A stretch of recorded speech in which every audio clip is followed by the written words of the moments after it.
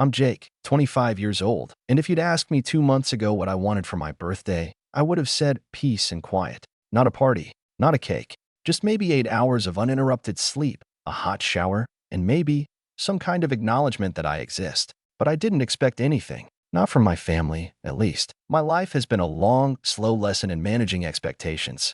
When you grow up being compared to the golden child every single day, you learn to keep your head down and carry your own weight. My younger brother, Nathan, was always the chosen one, good at sports, loud, charming when he needed to be, and absolutely allergic to responsibility. I was the quiet one, the backup plan, the wallet with legs. So when my birthday landed on a Thursday this year, I didn't even flinch. I picked up an extra shift at the hospital, 13 hours, back to back, with just enough time to grab a cold sandwich from the vending machine between patients. I told myself it didn't matter, that I'd rather be helping people than sitting through another dinner where mom would stare at her phone and dad would talk about how proud he was that Nathan might get into community college if his grades didn't slip again. But the truth? I was exhausted. Every part of me ached. Not just from the work, but from the years of being treated like a walking credit card.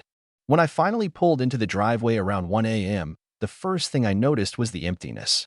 My car, my 2016 Civic that I paid off in full, was gone. At first, I thought maybe it had been towed. But then I saw a shiny, black Challenger parked in the driveway, still with the dealership tag on it. And standing in front of it, leaning against the hood like he was posing for a photo shoot, was Nathan. He was grinning, wide, smug, and completely unapologetic. Dad stepped out from the garage, twirling my keys on his finger like he'd just flipped a coin. "Happy birthday," he said casually. Then he tossed the keys toward me, not to me, but past me, like I was some dog expected to go fetch them. They landed on the gravel. "We sold your car. Nathan needs something decent to drive to class. Consider it your way of helping your brother get a head start." I didn't even blink. I just stood there, letting the weight of it settle in. Nathan, meanwhile, laughed and clapped me on the back. "Thanks, bro. I mean, it's not like you go anywhere anyway, right?" I don't remember walking inside. I don't even remember if I said a word.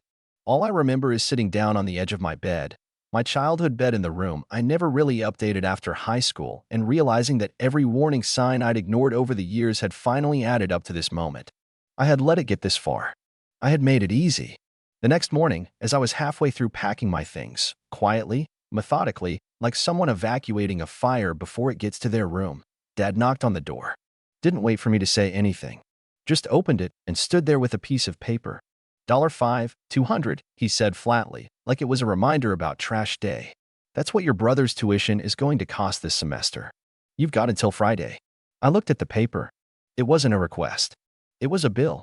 And at the bottom, in his loopy handwriting, was a signature line for me. "You're the one with the job, Jake," he added, as if that explained everything. "It's not like we can count on Nathan to get a scholarship. You know that." I didn't argue. I didn't raise my voice. I didn't even sigh. I just nodded. And then I kept packing. There was no dramatic blow-up, no shouting match in the driveway. Just silence. The kind that speaks louder than anything.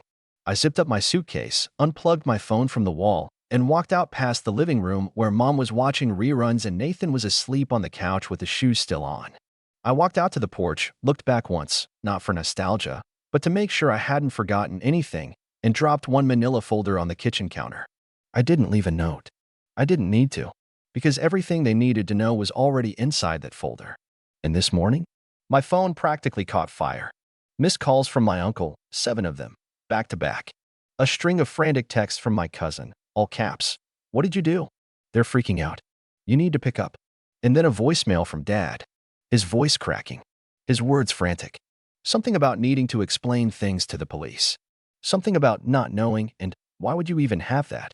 I haven't listened to the whole thing yet, but I know what's coming. And honestly, they deserve every second of it. I sat in the quiet of my new apartment, a modest studio above a coffee shop on the edge of town, and watched the messages stack up on my phone like falling dominoes. The notifications were relentless. Facebook tags I was suddenly removed from. Family group chats imploding in real time. My cousin Kayla, the only halfway decent relative in the whole bloodline, had left a single voice message that I finally opened, mostly because it was only 6 seconds long and titled, "You win." I played it. Her voice was sharp, breathless. "You actually did it. They're losing their minds. Jake, what was in that folder? I didn't respond. Not yet. Because right now, I want to take you back to why I had that folder in the first place. Because revenge like this doesn't happen overnight. It's not just a reaction, it's a decision. One you prepare for slowly, carefully, quietly. See, I work in medical billing. Not glamorous, not exciting, but very, very informative. And once you learn how to read paper trails, tax records, co-signed loans, old account numbers, you start to realize just how exposed people leave themselves. Especially people like my father, who never once thought he'd be questioned, let alone challenged. It started a year ago. I had just finished paying off my student loans, and Dad called me, acting like we were buddies. Said he was proud of me and that it was time for me to start thinking like a provider. I was skeptical, of course, but he dangled a line I wasn't ready to ignore, that he wanted to help me buy property, something we never had growing up, and that he'd already found a house I could put a down payment on with him as co-signer. Except when I asked to see the documents, things got sketchy. First it was excuses. Then it was pressure. You trust me, right? Then it was, it's already in motion, Jake. Don't slow things down. So I pulled his credit. And that's when I learned the truth. He wasn't trying to co-sign a house for me. He had already used my information.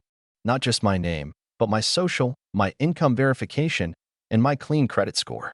To lease a second car. For Nathan. That Challenger? It wasn't new. It was refinanced under my name 6 months earlier. And the reason I didn't get the notifications?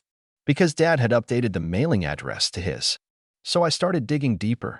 Opened an entirely new folder on my laptop, labeled it Plan B. And every time I found another account linked to me, another paper trail of fraud wrapped in family sentimentality, I saved it, printed it, dated it. Then I called the bank, froze the joint card, flagged the car, opened a fraud report with the credit bureaus quietly. No alerts to the house. No sudden freezes. I wanted to know just how deep the rot went. And oh, it was deep. Turns out, my father hadn't just been using my credit. He'd used my refund from last year's taxes, over $4,000, through a direct deposit switch he'd made when I still lived at home. I'd never noticed because I was working double shifts during COVID, barely checking my own statements. That money went straight to cover Nathan's second semester. And the utilities? In my name. Unpaid. Racking late fees. So I waited, quietly, for the perfect moment. And my birthday? That was the gift. Their gift to me. That was the green light. The folder I left on the counter? It wasn't a goodbye note. It was a bomb. Inside were copies of every fraudulent application tied to my name, bank statements with trace transfers between my father's account and mine, proof of forged signatures on 2 credit cards, and a typed letter addressed to 3 people: my uncle, a lawyer, my cousin, a law student, and the local police department's fraud unit. I had already emailed copies to each of them hours before I left. But the hard copy? The one I left on the kitchen counter? That was for Dad.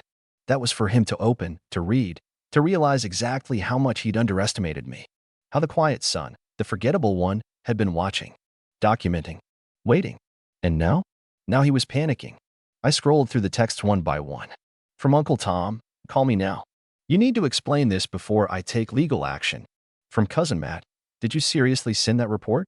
Do you know what you've done? From Dad, son, this is all a huge misunderstanding. Please come home. We can fix this as a family. I laughed at that one. Because the moment they sold my car without permission, they made it clear I wasn't part of the family. They made me the enemy. And now they were trying to negotiate with someone they thought was just a pawn. But I'm done playing games. And the real fun hasn't even started yet. I didn't answer anyone that day. Not my cousin, not my uncle, and definitely not my father. I silenced my phone, set it face down on the small kitchen counter of my new apartment, and sat in the window seat with a cup of coffee that tasted more like freedom than caffeine. For the first time in years, the silence wasn't suffocating, it was satisfying. But I knew it wouldn't last long. I had poked a sleeping beast, and I expected the beast to roar back. Sure enough, the next morning, the banging started. On my front door. 3 hard, angry knocks. Then again, and again. I didn't move. I just sipped my coffee and waited until I heard a voice I hadn't heard in years. Uncle Tom. His voice was deep, usually calm. But now, it cracked with frustration. Jake, open up. We need to talk. Right now. He didn't say, please. He didn't say, are you okay? He said, we need. Typical. still thinking I was part of the system they controlled, still thinking I owed them an audience. I let him knock a while longer before finally walking over and opening the door, not all the way, just enough to make it clear I wasn't welcoming him in. He looked older, angrier, holding the folder I had dropped off 2 days earlier like it had personally insulted him. "Do you have any idea what you've done?" he hissed. I met his eyes. "Yeah," I said. "I stopped being your scapegoat." "Jake, listen," he started, tone shifting to the fake calm voice adults used when trying to pretend they weren't losing control. "Your father made some bad decisions. I get that. But bringing in law enforcement? Dragging your cousin into this? That's not how family handles things." I almost laughed. "Really?" Because I seem to remember family handling things by stealing my car, rerouting my tax return, and sticking me with unpaid utility bills. "That was a mistake," he said, waving the folder like it was an overblown parking ticket. "They were trying to help your brother." That word, help. I leaned against the doorframe. If I'd done this to Nathan, would you be here trying to talk it out? Or would you already be on the phone with a prosecutor? He didn't answer. Exactly. There was a long silence. His jaw clenched. "Your father's being investigated. You understand that, right? If this doesn't get resolved, he could lose everything." My expression didn't change. "You mean like I almost lost my credit, my money, and my future?" "Yeah, I understand." He looked at me like I had just slapped him. Like the quiet, obedient nephew he used to know had grown teeth. "You're seriously going to ruin your own family over a few $1,000s?" I stared at him. "No, I'm going to protect myself. Something no one else ever did." He opened his mouth, but I shut the door before he could say anything else. I locked it and walked back to my seat. For a moment, I just stood there, breathing, because it wasn't over. Not yet. That afternoon, I got a letter. Not a text. Not an email. A printed, hand-delivered letter from Nathan, dropped into my mailbox like some last-minute apology scrawled in guilt and desperation. It started with, "Hey, man," which already told me he wasn't serious. Then came the half-hearted paragraph about how things got out of hand and how he didn't know Dad had sold my car behind my back. He said he felt bad about the tuition thing and wished it had gone down differently. He even threw in a weird line about missing our gaming nights, which we hadn't had since we were teenagers. But the kicker? The final paragraph? He asked me to drop the charges because, and I quote, "Dad doesn't deserve jail. He was just trying to make sure I had a future too." That word again. Too. Like my future was always an afterthought. Like I had enough to spare, so why not hand it over? I didn't write back. Instead, I called the fraud investigator who had taken my initial report and asked for an update. She sounded surprised I called so soon. "It's moving faster than we expected," she said. "Your documentation was thorough, and the forged signatures match samples we've already compared. The bank's cooperating. There may be a warrant soon." A warrant. A few months ago, that word would have made me sick with fear. But now? Now it felt like justice with a clipboard. Still, I wasn't celebrating. Because I knew my father. He wasn't going to roll over and take the fall.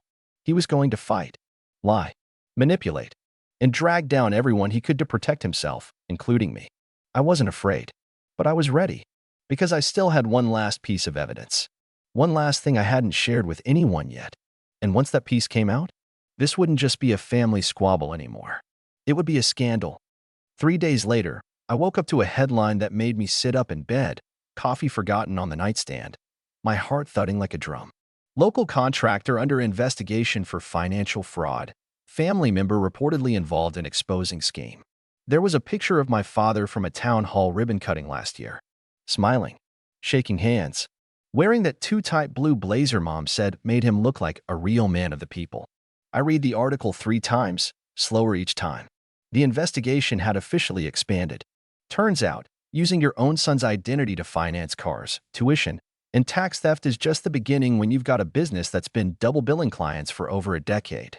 I had suspected something shady when I found duplicate invoice templates buried in an old shared drive back when I worked for him one summer. But at the time, I chalked it up to disorganization. Sloppy accounting, not criminal intent. But now it made perfect sense. My father had been using me to cover tracks, not just because I was an easy mark, but because his own credit had finally worn thin. His empire, half illusion, half nepotism, was built on other people's resources. His clients, his employees, and now me. And I had become the loose thread that unraveled the whole suit. I turned off my phone. I knew the calls would come. Probably already had. Uncle Tom would be on damage control. Nathan would probably try the "I'm still your brother" line again. But none of it mattered anymore. Not after what happened that afternoon. Around 3 p.m., my phone buzzed once. Just one notification. An email. From the detective assigned to my case. Subject: Final evidence chain received. Thank you. I had waited until the last moment to send it. The last file. The one I knew would turn everything from "he said, she said" into absolute certainty. A video. From the door camera I'd installed on my old Civic. Yes, the same one Dad sold without my consent. I'd installed it years ago after someone broke into my car and stole my scrubs and ID badge. It auto-uploaded clips to cloud storage. And wouldn't you know it, 6 weeks before my birthday, there he was. My father. Holding a clipboard. Talking to a buyer in the driveway while waving his hand over my car like a game show host. This one's in perfect shape. One owner, my son. College grad. Took good care of it. He won't mind. It's family. The buyer asked about the paperwork. My father? He pulled out a form. With my forged signature. That clip was just 1 minute and 42 seconds long. But it was damning. And now it was evidence. The final nail. By the following week, the fallout had begun. 1. The police executed a search warrant at his office. Computers seized. Records taken. His assistant, Donna, the one who used to give me birthday cupcakes as a kid, was now named as a potential cooperating witness. 2. The bank closed 2 of his business accounts. 3. My cousin Matt, the law student, sent me an official apology letter. Typed. Signed. I didn't know, it read. I didn't believe you at first. I should have. I hope you can forgive me someday. I didn't respond. I wasn't angry with him. But forgiveness? That takes time. 4. My mother called. Not to apologize. Just to ask, how could you do this to your own father? I didn't yell. I didn't cry. I just said, he did this to himself. Then I hung up. And I blocked her number. Because here's the truth no one likes to admit. Family doesn't mean loyalty when loyalty costs your sanity. Family doesn't mean forgiveness when there's never been accountability. 2 weeks later, I was called into a formal meeting with the State Fraud Division. It wasn't a trial, not yet, but they needed an official statement. I brought every document I had, every dated email, every flagged transaction. The officer, a tall woman with a voice like sandpaper, listened to everything I said. When I finished, she looked me dead in the eye and asked, "Do you want to press full charges? This will likely go to court. Possibly jail time. He'll be on the record." I nodded. Once. Slowly. Yes. She didn't ask why. She didn't need to. The final outcome came 3 months later. My father was found guilty on multiple counts of fraud and identity theft. The business license was suspended pending civil litigation. He avoided jail time barely by agreeing to a plea deal, but the damage was done. He had to pay restitution to me and several former clients. The amount was public.